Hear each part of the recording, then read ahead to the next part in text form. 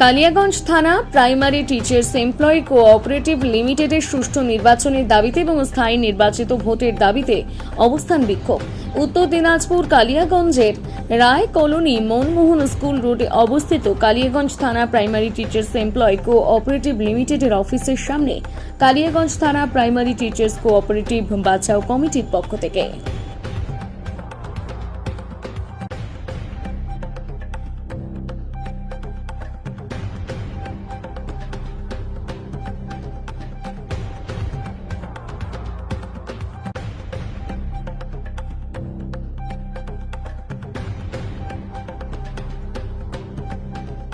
সমস্ত কোঅপারেটিভগুলোতে ইলেকশন হচ্ছে, তা আমাদের কোঅপারেটিভটা কি দোষ করলো?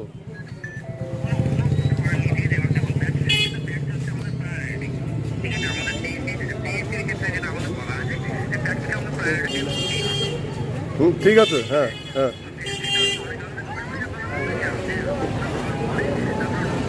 তা আপনি প্রসেসিং, আপনি কিন্তু কথা দিয়েছিলেন যে স্কুলটা খুললে পরে আপনি প্রসেসিংটা স্টার্ট করবেন, আপনি সেটাই স্টার্ট করুন না।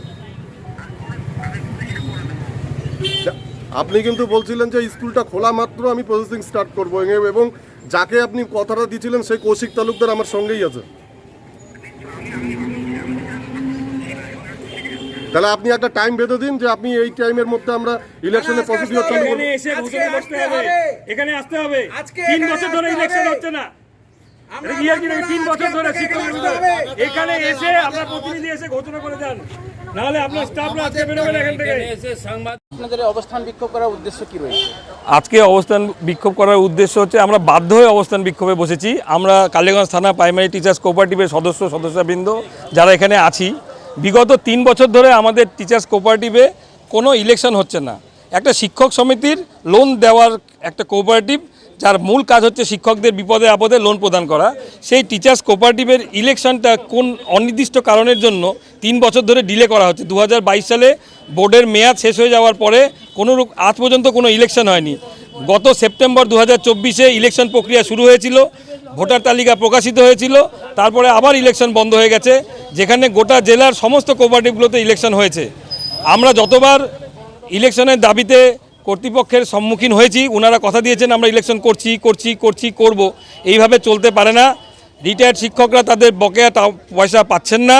আমাদের যে শিক্ষক শিক্ষিকারা আছেন যাদের লোনের দরকার, তারা এখান থেকে লোন পাচ্ছেন না।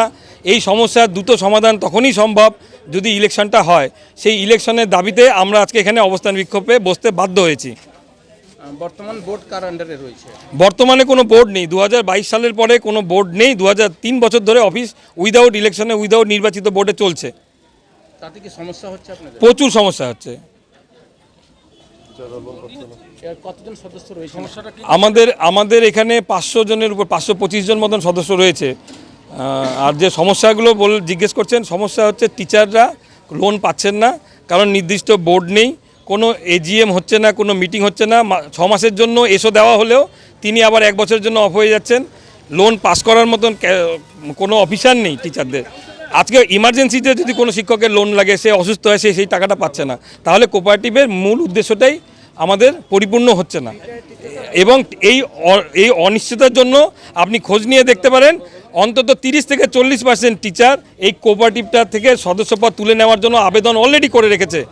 এইভাবে চলতে থাকলে একটা চক্রান্ত চলছে আমাদের এই কোঅপারেটিভটাকে তুলে দেওয়ার। যেই কোঅপারেটিভটা শিক্ষকদের একটা সংগঠন, এখানে সমাজের অন্য কেউ যুক্ত নেই, শুধু শিক্ষকরা।